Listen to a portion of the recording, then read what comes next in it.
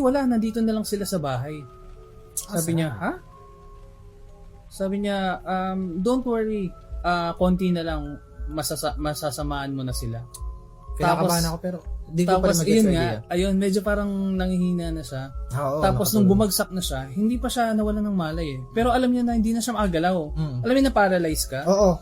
May Tapos, something dun sa tsaa. Oo, may something sa tsaa. Tapos after nun, dinala siya ng babae. Nagulat siya kasi ang lakas eh. Sa bagay, malaking babae, di ba? Oo. Binuhat siya papuntang second floor. Yung kwarto niya, sa tabi nun, may isa pang kwarto. Pagbukas niya, nakita niya na may dalawang lalaki na familiar, na yung mga nasa pictures, nakaupo. Okay.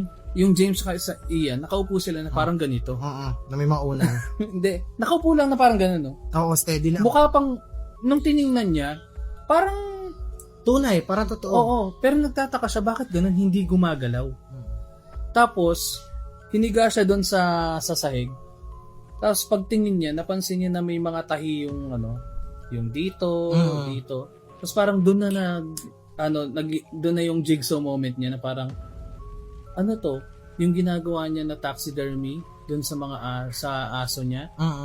Ginawa niya din doon sa sa mga tenants sa niya. tenants niya. Tapos siya na yung next. Oo. Parang ganun. So after nun, wala. Tapos na yung kwento kasi alam na natin na siya na yung susunod. Siya na yung next na victim.